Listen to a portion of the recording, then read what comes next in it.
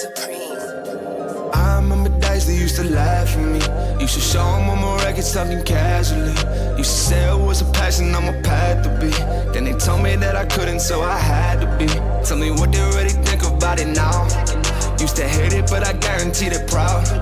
Had to do it just to show them that I could, yeah. Now I finally think I took it where I should, yeah. I had jokes on you and now you're on and laughing. I did a whole lot of winning. Look, it came from a passion. I see a whole lot of knowings I could see now in public. And that may think a lot of things, man. At least think something, now you the judge. And now tell me where you ended up.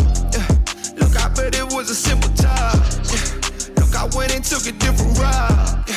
Look, that's why my life is different now. Back in my feelings, look, when I wasn't so gifted and I was learning to do this, and all I heard were the critics, and I don't blame you for that shit. Look, I was way out the basis, but I just needed some talent so I could wait this to greatness. Oh yeah, you ain't ever think this, no, no, no. Stop me while I started, homie, whoa, whoa, whoa. Now this shit settled, it's go better and better, but I'll always remember, yeah, yeah.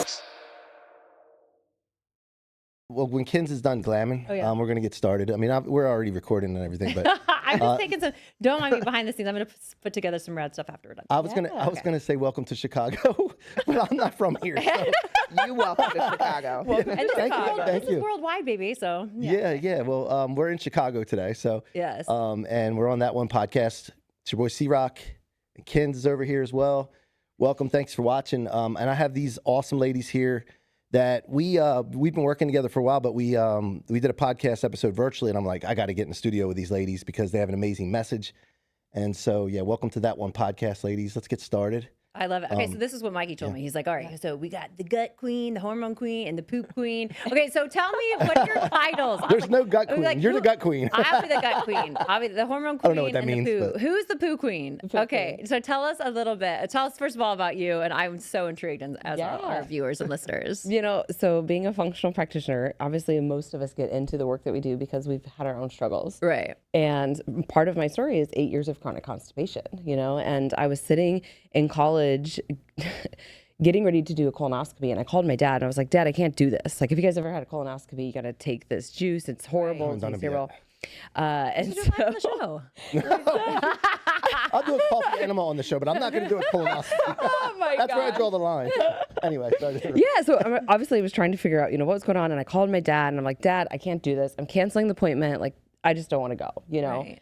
And he's like, babe, you're in college, you know how to play drinking games, get a shot glass out, and every minute you're going to take a shot of this solution, you know, to flush out and whatnot. And I actually like kind of woke up during the colonoscopy. It was really weird. Like, it was like a twilight, like I didn't feel anything, but long story short, you know, they didn't find anything. They said, take Miralax, drink water, eat more fiber. And, you know, that is sadly the story for many people. So fast forward, got diagnosed with Hashimoto's, went through my own healing journey. I was, you know, over 200 pounds, dropped a bunch of weight. And I think that when you're going through this whole process, one of my things that I think really makes me the practitioner that I am is the empathy. You empathize with these women. You know, you're going to doctors and your symptoms fall on deaf ears. And I remember my gynecologist saying to me, like, it's just, you're fat because you're eating too much and you're not working out. And I was like, here's my FitnessPal. I'm doing 1,200 calories. I'm going to the gym, you know, all the things. So a lot of the diet culture started with me. And I did eventually drop 40 pounds, but I gained 50 back because I never focused on the root cause and then also what's going on in between the ears. Sure, exactly. So yeah, but the poop queen came about on a podcast. We were joking about it. And I was like, I'm going to just become the poop queen because nobody can poop and I need to help these people poop. And she's laughing at me. She's like, no, you're not. Oh my God, that's ridiculous, you know? And my husband's like, it's an Instagram handle. It's available. Like, how many times do you poo a day? Be real. Well, we're getting I'm regular. Let's put it that way. So at least like, once. Yeah. What's average? See, she always makes me blush. Talk about I'm saying, like, because people make fun of me because I'm like, I have to go at least twice a day. I was like, if not, I'm like, And when I want to ask you questions because if it slows down when you travel, I feel like. Hold on. So I brought Kinz in to co-host this show because she's pretty. She's very well spoken, and like we can draw an audience from her, right? But now she's talking about poop. But that's why she's going to ruin it all. She'll ask the questions people want. No, of course. I'm just messing around. I mean, I have got people that are like, they want to take like these laxatives or like when you got to get it going. first of all, how regularly should we be going? And then if you're stuck, what should you do? Yeah. Bring that mic closer to your mouth. Okay, yes. And by the way, we're not like perfect here. So can you turn and talk to them sometimes? Yeah. I want to make sure we hear you. Yeah. All right. So yeah. 1 to 3 times a day, pain-free. And the pain-free part I feel is really important because poop is taboo. People don't want to talk about it, but like straining is not normal. Having blood in your stool is not normal. Obviously, you want to get screened for colon cancer and things like that if that's coming up. But you bring up a good point. So when you travel, I think a couple big things to come to mind. One, are you drinking water? I was going to ask dehydration. Okay. Right? Dehydration. You've got altitude if you're going up and down on the airplanes, right? So all of your minerals are off. So electrolytes and water. The other thing is fiber, right? Are you eating things like salads and berries and kiwis and all these amazing things that you might be at home, but now you're in a plane. And so you're doing maybe some nuts or, like I've got Paleo Valley jerky bars. Nuts are good though for this. Nuts are great. Okay, yeah. I mean, they can provide but some they can things. hurt. They can That for some can cause people. some pain, and you said pain's no good. So I think evaluating your fiber, your hydration, and then I'm always going to say traveling with 2 things. One, I travel with magnesium. Okay. So I love it's Prozorb Plus because it just tastes great. But if you're in a bind, Magnesium Calm is citrate, and that will act as an osmotic laxative. So you can find that at like Walgreens, CVS, all these places. But I like Prozorb Plus because it tastes good. Okay. The other stuff doesn't taste good to me. What about caffeine? Caffeine is also dehydrating, and if you're but it makes you move though. Yeah, it can. Yeah, it can absolutely. Maybe too many times. But I will say, you like, see him running. We don't want. I will say that for myself, when I travel, I love coffee, and so sometimes you're drinking too much coffee, then you're just dehydrated. You're not drinking all the water and electrolytes too. Yeah. So, I think those are kind of the foundations. And then I usually travel with, it's called Immunolin. It's a really great just gut lining support, but it can act as a binder. So, you're out, you're eating different things that you normally don't maybe eat, seed oils or whatever that looks like for you. Those things help me when I go. And that's where I would start. Because I think a lot of people go to these laxatives and then they got an upset stomach. And they're sitting there and they're cramping and they're in pain, maybe run into the bathroom. Yeah. You don't want to have any accidents. You want to don't want to move too good. Exactly. It's a real thing. And my little guy was straining. Like he was having a hard time going to the bathroom. And they just offered, the pediatrician said Miralax, like start. And there's nothing, that's kind of just like the go-to, right?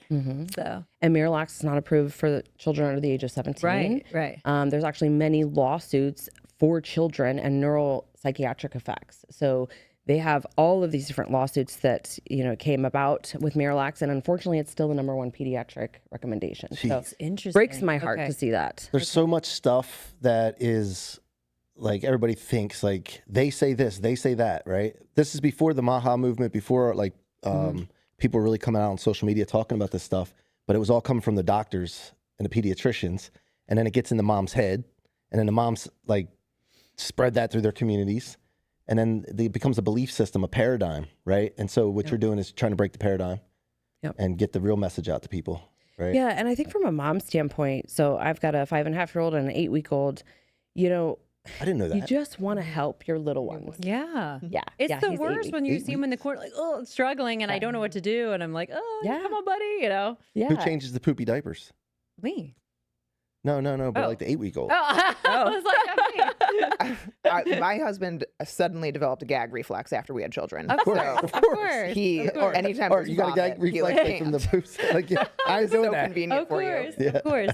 I want to ask about like adult poo though. Like this is because who was it? Was it Dr. Oz that became really popular? Is it true? Like, and because he was talking about poo, but if it's like, not to be too graphic, but like if it's dark, there's different degrees of poo. So it's like, it's something that's stored as like dark or older, or like, I don't know. Should you be concerned of like colors? So colors can definitely, tell you a lot, right? Yeah. So when we're talking about like pale kind of like white colored stool, that is bile. Like we need to support bile. Ooh. When we're thinking, and so bile is created by your liver, stored in your gallbladder, helps you digest fats and things like that. If you're straining, you have pebbly stools, let's think like chocolate covered almond, type stools. We don't want that. We don't want floaters. You want really like a formed sausage like stool, and it should be brown. Like that is normal. Yeah. If you are getting into some of the darker colors, depend upon like what you're doing, right? Yeah. What kind of foods are we eating? Have we made a dietary change? Okay, you just started eating a bunch of kale. Now you're seeing some green. You had beets, a little bit of red. Okay, that's different than I'm constantly seeing really dark, almost black looking stool, because that can indicate GI bleeding. Ooh. So we don't want that. See, and it tells a lot. Well, and how about chewing up your food? Like, a lot of people don't chew their food enough. And You ever, that's like, looked why at a lot that? of people have a lot of bloating and gas. And Yeah, but have you looked at that part? Like, Oh yeah. and talk about like how many times you should chew your food? Yeah. You know? 15 to 20 times. Yeah. So I talk a lot about pooping hygiene, eating hygiene. So pooping hygiene, and this is kind of like, again, it's taboo, but moms, Yeah. right? Do we just get up and hit the ground running, or do you have a little bit of time in your day? You get this sense like, okay, I'm chilling, I need to go to the bathroom. That's not going to happen if you are up and you're, for me right now, you know, like taking care of the newborn, trying to get the 5-year-old ready for school. Like, you know, my whole morning routine is kind of shifted. But colon cleansing time is between 5 and 7 a.m. So do you give yourself time to get up, have a cup of tea or water, coffee, lemon water is what I always say for people. And then give yourself time to go to the bathroom. Ideally, get your knees above your hips. So squatty body. Oh yeah, or stool So, in and front of that's the natural state you should be doing it, right? Yeah. That's the squatty potty. That popped off. Like, you. Yeah. I got it as a white elephant gift in my early 20s, and I definitely donated that away because I was like, what is this thing? I don't need this thing, right? Oh my God. Little did I know that. that's So, great. yeah, so I think that, and then exactly what you said. So eating hygiene is not just chewing your food, but also trying to connect with your food. Like, do you sit down? Do you get calm?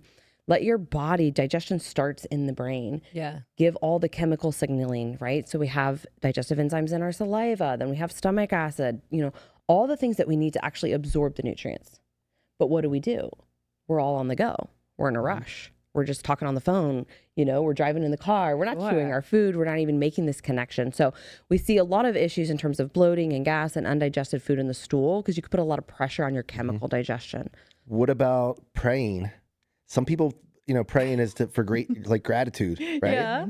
But I also studied quantum physics and quantum resonance and started with intention and what your mind does with intention. And when you pray over your food, like one of the things I pray for, like grace, gratitude, right? But the other thing I do now too, and then notice the difference is wild. I mean, it is what it is. But I put intention into my food. Have you ever heard of that? Yeah, absolutely. And it's like when I'm praying over my food, it's about nutrition. I want it to give me nutrition. I want it to give me clarity, strength. Yep. So have you looked into that as well? Yeah. So we have a lot of chronic cases, you know, in our practice, and a lot of it comes down to your central nervous system being stuck in this fight, flight, or freeze state, as we call it. And so whether it's prayer for you, it's breath work, it is setting an attention that this food is healing to me. This food, my body is going to accept this. This is nourishing, rather than, especially for people who have dealt with a lot of food reactions over the years, they fear food, right? They get into this place where, you know, they've restricted to such small amounts of maybe 8 to 10 foods that they consume because they are afraid that this, you know, like you said, nuts, right? That's going to cause me digestive upset. And so when you can learn to really trust your body and recognize that what you're putting into it, I think there's a lot of power in setting that attention and gratitude. So I pray harder over fried chicken, pizza. I really put the intention in that to be nutritious. That's so. why I was laughing when you said pray, because I thought you were saying you pray on the pot, like when you're sitting there. Oh, no. Well, like, sometimes I when can see Mikey doing that. you ever done that when you're in a lot of pain and you're like, oh, just please, anything, I'll do anything. Do you know like the women's biggest fear? And I'll tell the girl, like, okay, so men don't ever want to picture women going to number 2, right? And so our women. I wonder if there's some like men have a fetish with that. Oh God. I'm sure there is. But a woman's sure biggest there is. fear when she gets asked, and the girls can attest to this, like on a getaway with a guy or like the first weekend, like it's like, when and where am I going to poo? And we try to hold it in, right? Or like, and then we're like, oh my God, like there has to be like a shower situation because like it's so nerve wracking if you have to go and you're like on a weekend with a man or you go on a week vacay. Did you know that? I mean, I it's a figured that. fearful I mean, thing. and the funny thing is, my Do daughter. you know what we're doing in there when like you? Well, no, you just when you get older. I'm immature sometimes, and I'm not like a 12-year-old. But as you grow up, you understand mature. You understand that that's the case, right? But my daughter, it's funny. My daughter's 12, and she'll like watch movies with us sometimes and lay in bed or whatever, and she just lets one rip, and I'm like, you don't do that. And especially she's like like her butt's facing me, and I'm like, what's the matter with you? Be ladylike. You know, and then she gets mad at me if I do it. So it's like, you can't be mad at me. You just did it. You know. So anyway, hopefully she grows out of that. Yeah. But yeah. Anyway, My daughter's 3, and she's like in the mode of always announcing when she farts. Yeah. And so, both of my children, 3 and 6-year-old, they have to poop in public places. I'm like, we're in the library, we're at Dick's Sporting Goods. Yeah. We're like every time we go Never out. fails, Why They're like, is Mom, that? I have to go to the bathroom. And I'm like, why can't we go to the bathroom at home? Because now I'm in the bathroom with both of my children. Both of them are pooping. I'm like going in between stalls to help them. And it's just, Oh my You know God. what? and it's good. They don't Bookstores hold used it. to get me. Hallmarks and bookstores, for some reason when I was a kid, it always got me. Oh. What do you think? It's like nervousness or something, a kid? I don't know. I think that they are just still at the age where like they feel the urge and they have to go. I'm glad they're not like home court though, because a lot of people cannot go Yes. other Yeah. places. They have to be at home. Yeah. When my little guy announces, he says toot. He's like toot. He's two. But it, like when he like passes gas, We were I'll walking say, into toot. swimming yesterday. She stops in like the middle of walking into the door and she goes, Mom, I just farted. Okay, Taylor. So, I love it.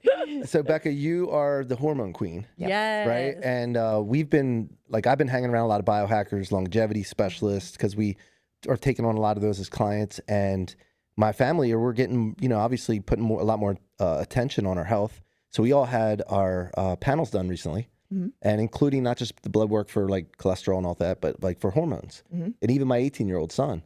And so we're peptides. We have some things that we're working on for all of us. And but how did your journey start with the hormones? Yeah. So my journey was a lot of stress based. So after college, I was always overweight growing up. So like weight struggles were always an issue for me, even though I was active. I was a 2-sport athlete in college. You're so nice and tall. I'm so nice and tall. Yeah. But the problem with being tall and gaining weight is you just are like huge then. Like it's not, when you're smaller and you're a little bit more overweight, you grow out more. But like when you're tall and overweight, it's just, you feel giant, And so anyways, after college, I found CrossFit. Actually, we're sitting above the first CrossFit gym I ever attended. Oh, wow. Windy City CrossFit downstairs. Cool. Get out. Yeah. So CrossFit and paleo helped me lose a lot of weight. But then I got really obsessed with CrossFit. I have a very addictive personality. And I was like, I'm going to be the best in the world. And so quit my corporate job, joined a CrossFit gym to manage the gym, coach it, and competed for 3 or 4 years and was top 100 in the world at a point. And it also kind of put my health in the tank, like training 2 to 3 hours a day, probably under eating just unintentionally because you're training so much. And I was like the epitome of health in terms of how I looked. I was very low body fat and very lean, but I was constipated. I was super moody. I wasn't sleeping. I was just kind of a mess. And I, at the time, didn't think much about it because I was not in the functional world yet. It was more like, oh, I look good. I'll deal with the other stuff. And then I ruptured my Achilles competing for the games and career kind of ended. My husband and I wanted to have a kid, but I also didn't have a period. So I became so lean that I lost my period for 3 years. And how old were you at that time? I was 23. Okay, yeah. So when I'm young, I don't think like this is detrimental to my health. I'm just like, cool, I don't have a period. I don't have to worry about it. Was that perimenopause kicking in early? No. So the funny thing about perimenopause and early perimenopause that a lot of women experience is more just a state of low hormones because of stress. So they experience the symptoms of perimenopause, but they're not physiologically in perimenopause. What are some of those symptoms? Or like, is this what's happening to me? Super obvious ones are like the night sweats, the hot flashes. Some more subtle ones that get like chalked up for other things are anxiety and depression. Your mood just goes crazy. You feel like you're not yourself. Actually, the highest rate of divorce is during perimenopause because women just feel like they're going insane. And poor guys, they're like, we don't talk about the guys. No, but like, think about this. I know, the women's serious, but like the guys are like, the hell's the matter with me? Yeah. Because they think it's about them. Yeah. And if they don't know better and they're not hearing this, they think they're doing something wrong, and then they go try to do something different or whatever, and then it makes it worse. Yeah. And you literally, it feels like out of your control. Yeah. Irregular periods start happening. So like they become longer. So you're having, a 38 to 40 day cycle, or you're skipping periods.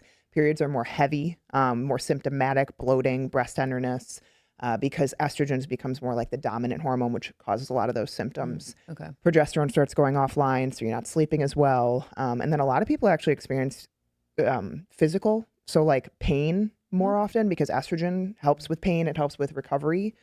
So they'll end up with like weird injuries, not recovering from exercise as well. And then one that most women experience is weight gain, especially like midsection weight gain. And it seems like they do nothing different, but they can't control weight that starts coming on for a number of reasons. People tend to become more insulin resistant, especially in that population. You kind of lose your sex hormones, which are like the backup to your stress system. And so again, you don't change anything, but your body can't handle stuff as well. So mood, obviously, but then, you're doing the exercise you were doing, you're doing the dieting you were doing, but it's not working. Sounds like the libido pits. goes down. Like Yeah, libido goes down. Libido goes way And down. again, this affects the men because they think, Yeah. well, she's not attracted to me anymore or whatever. So like I'm looking at it from the guy's perspective. Yeah, no, that's not good, taking though. anything away from the Yeah. women's side because I'm definitely empathetic to that. But it's like the guy's like, it's something wrong with me. Yeah. And then I wonder if it contributes to men straying. And so this is important because relationships, we want them to last and be strong and grow and get better as time goes on. And marriages should be getting better. And, you know, we figured this out, thank God, 22 years into 23 years almost. And it feels like it's getting better and better now because we're putting, you know, intention in it and understanding and knowledge. And it's important to know that. So, Oh, absolutely. yeah. Absolutely. So I talk think- about the libido part. Like, Yeah, so sex drive goes way down, and it can be both estrogen and testosterone. So females tend to lose their estrogen. It goes on kind of this roller coaster throughout that time. And then if you're becoming slightly insulin resistant, I'm not talking like diabetic. Most of these people are not diabetic. Their blood sugars are just slowly increasing, which creates basically a cellular inflammatory situation. So your cells don't hear messages as well. So you might have the hormone levels that aren't like completely bottomed out yet, but your cells aren't hearing the messages from them. So that kind of combination, and then females just start being kind of not as excited because they feel worse, right? Yeah. So like they're not happy in if you're their not feeling body good about anymore. yourself, then you don't feel Exactly, yeah. sexy. Yeah, Right? And then, yeah. you know, that they're at this age, they have typically kids that are in like 5 different sports, they're running around all day, they maybe have careers that they're advancing in.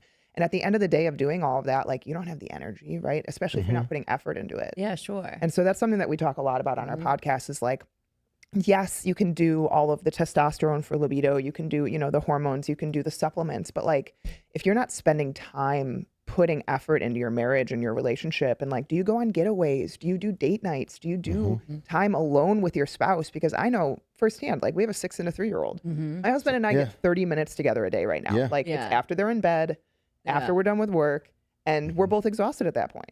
You know? Yeah, well, and men can contribute to the wellness of the wife or the partner by throughout the day complimenting her and doing things and finding out the love language of your spouse or partner and doing those things that build that up. But like I remember early in our relationship, my wife used to like I would want her to put something on or something like lingerie or something, right? You know, and hey, like dance for me or something, you know. But like when she was going through this Dance stuff, for me, yeah. But like baby. when she was going through these things, I didn't understand why she didn't want to, and I'm like, she's just not into me. Like, what's going on? But really, it was because she wasn't feeling good about herself. And I noticed as she got some supplementation on a protocol, it changed.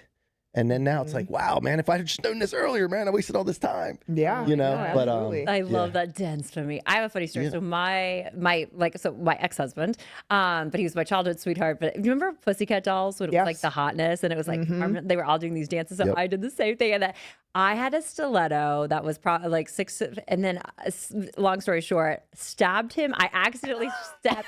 He's like, yes, because I'm like doing this whole routine that I like nailed and sexy ass outfit.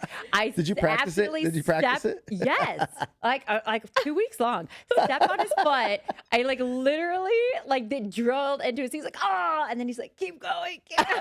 I just remember dancing my Pussycat Doll dance, and he's like profusely bleeding. I was like, I can stop. Like, Art, do you want to see what she's talking about? Is it okay? No, I'm just kidding. Prove it, Kinz. When you say it, it like makes me laugh so hard. He's like, oh, keep Where did you going, get him? keep Where did you going. stab him? Like right in his foot, because Oh, I his like foot? backed Oh, up and I oh, didn't see his foot and like the gosh. stiletto. But anyway, I think it's important to try those things. But it just Yeah. like made me laugh thinking about that. Yeah. But like if you like, so go back to what we're talking about. But if you don't know, if you're like, this might be happening to me, like what's your first step or what should you do? If you're like, I Yeah. think I'm having all like some of these symptoms and it might be this. Absolutely. I always ask people, like, they DM us all the time. Yeah. Women DM us all. It's why we have our platforms, is to help. I always say, I want to create more informed females out there because Yes.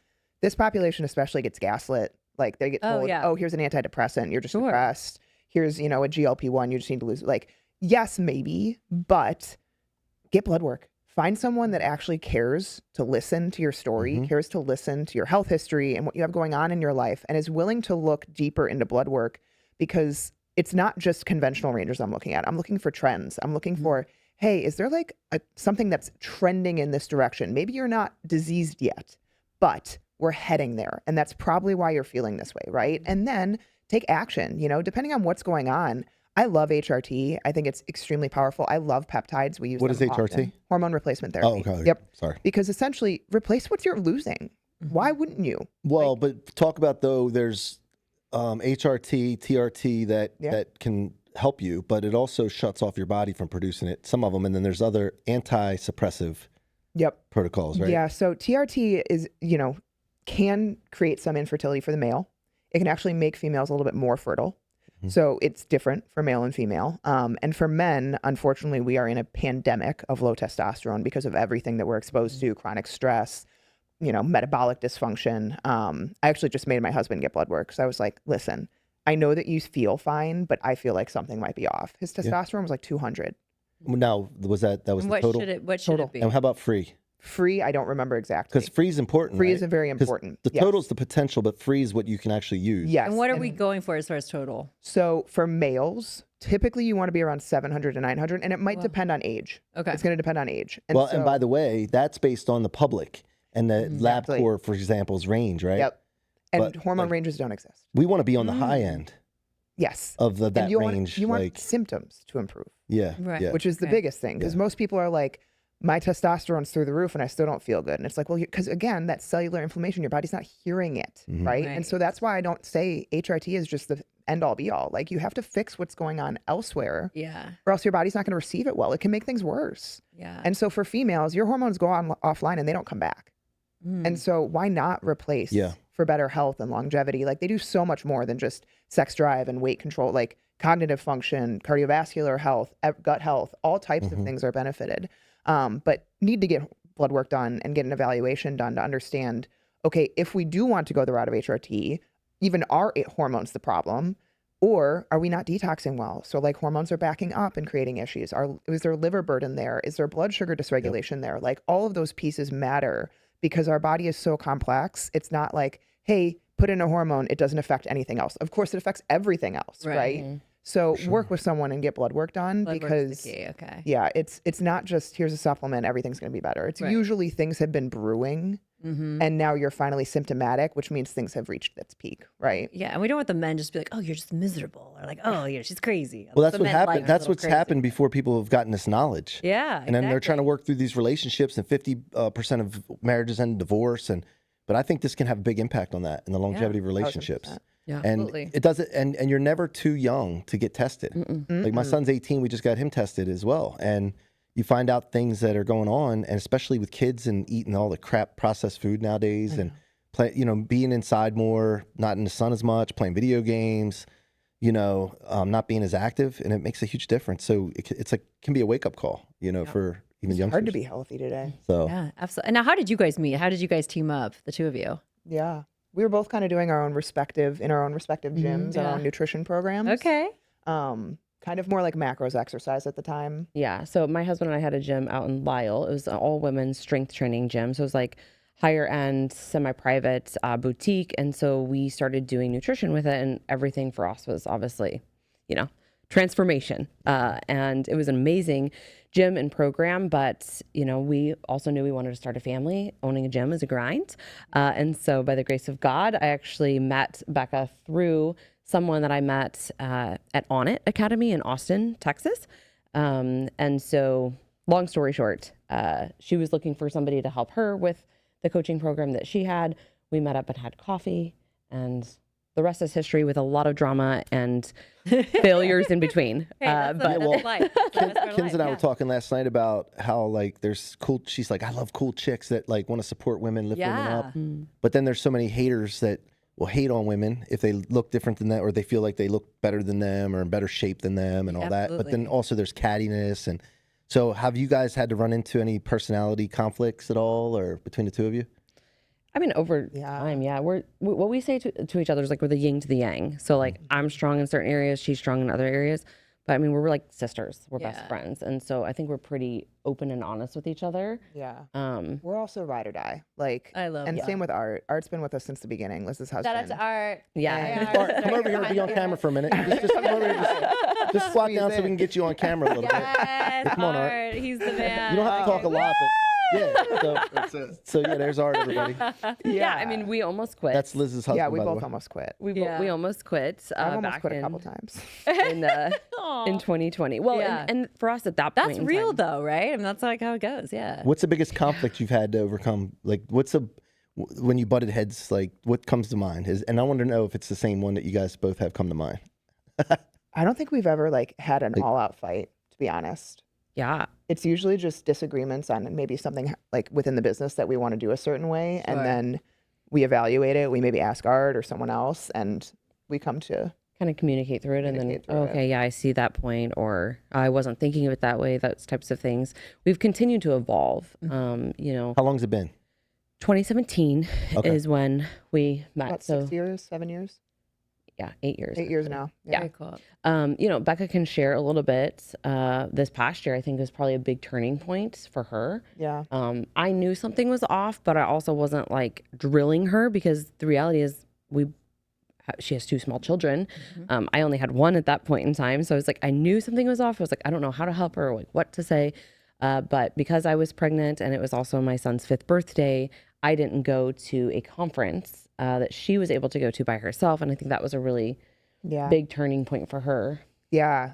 I mean, like straight up, I fell into a huge comparison of Liz was doing really, really well with social media and getting like really amazing clients in her caseload. And I felt like I was kind of falling behind in terms of like, we're a partnership, we're a 50-50 partnership. Absolutely. And so, you know, am I bringing enough to the company? Am I valued to the company? Like all of the thoughts that go through your mind when you're in a slump of sorts. Yeah.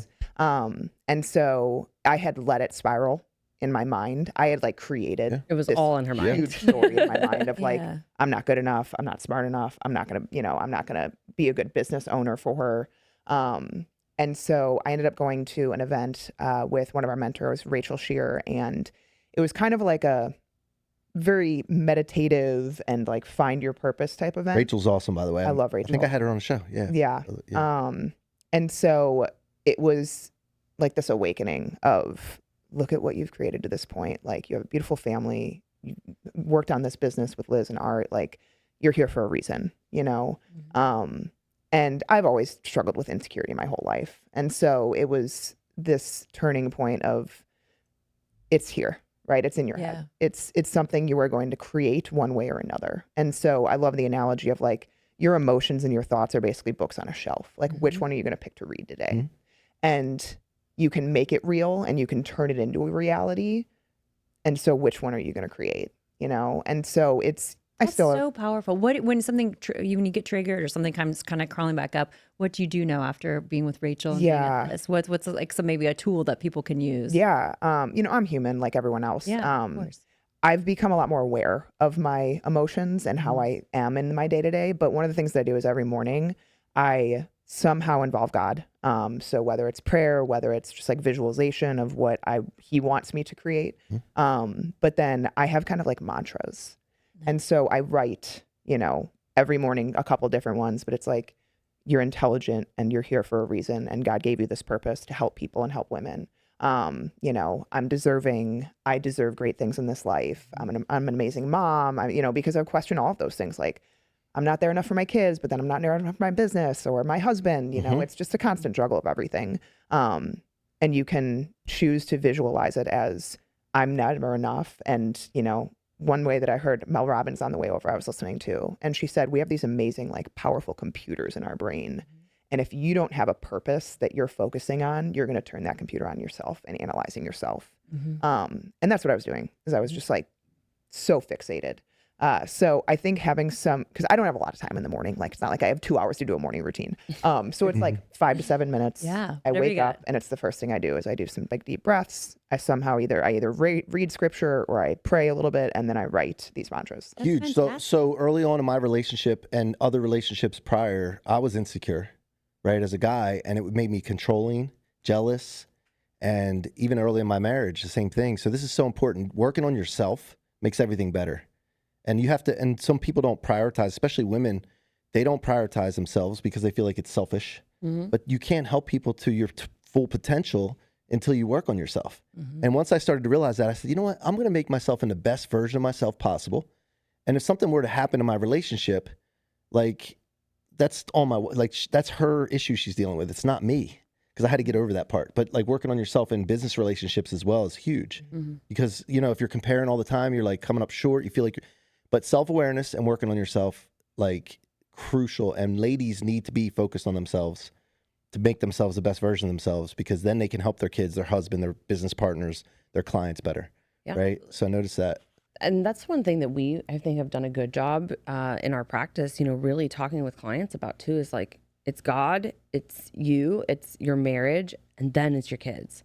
Like, we really try to prioritize that, because how can you show up as a good mom or a good wife if you're not showing up for yourself? Right. And for everybody, that's going to look a bit different. Like, but what's the thing that is taking up energy from you that isn't making you happy, right? So if it's your weight, if it's all these digestive issues, I talk to a lot of women who, you know, when they first start with us, it might be like this major thing, you know, where, okay, so it's constipation, right? But it's never just constipation. It's never just a gut issue. It's never just a hormone issue, right? And I think women, for all the things that we juggle, wherever you're at in life, even our kids, I think about my niece in college and like all the things that she's got going on, all the pressure, the society, you know, places on, there's 1,000 tabs in your brain. And a lot of times we have these symptoms that are quiet for a long time, and then they're not quiet anymore, and something breaks, right? Right. And so continuing through a healing journey, yes, when you're prioritizing yourself, you got to remember that it's all for a greater purpose. It's not selfish.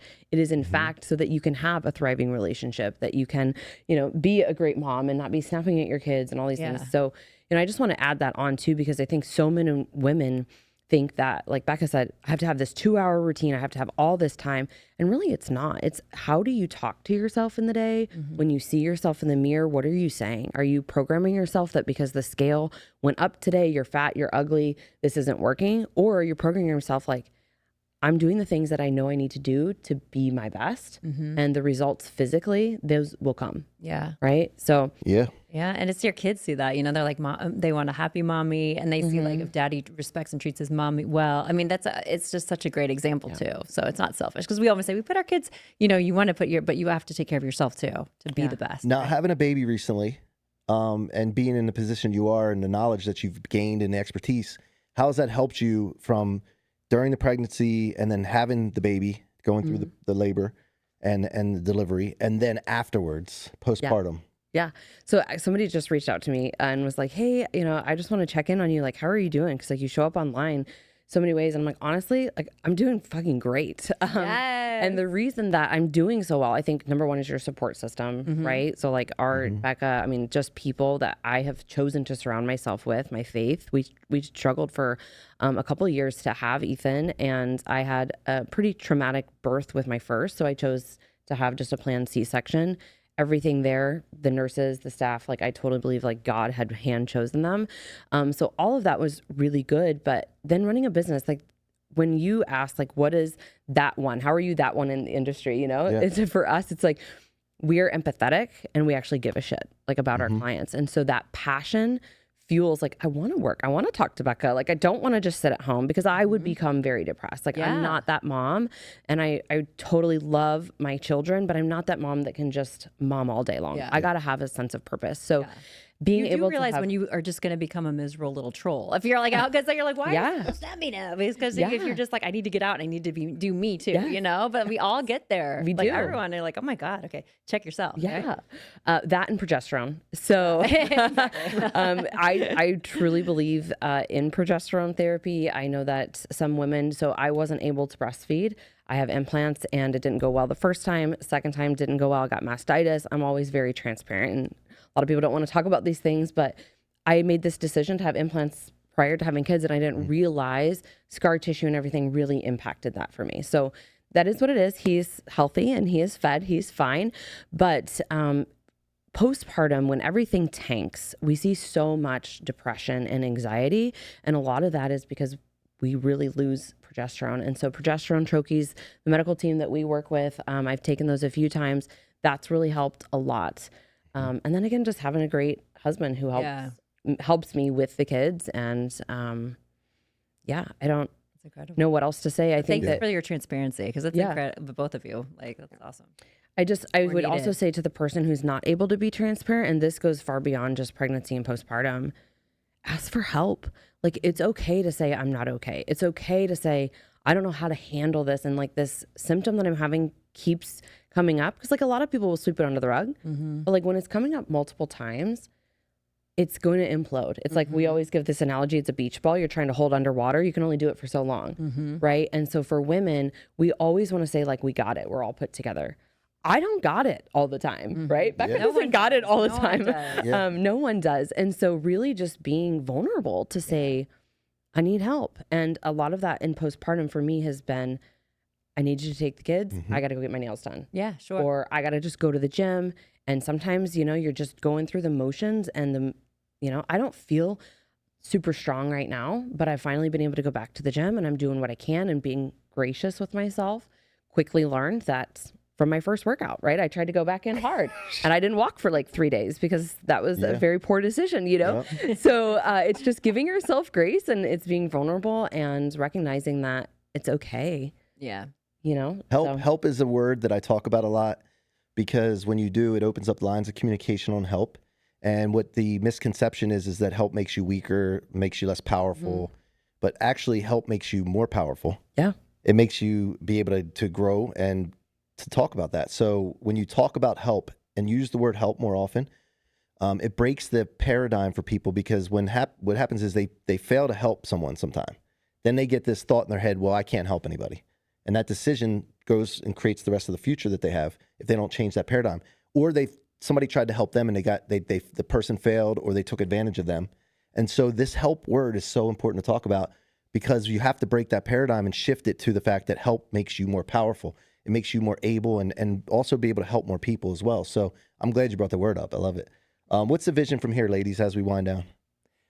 Oh, conquer the world. Yes. I mean, we want to build an empire of women that are healthy and happy and informed about their bodies versus like questioning and doubting and feeling like there's no hope, you know? And we have a team of amazing practitioners that are helping us do that. We hope to grow as big as we can so that we can help as many women as we can. You know, that's ultimately the vision, get our message out there.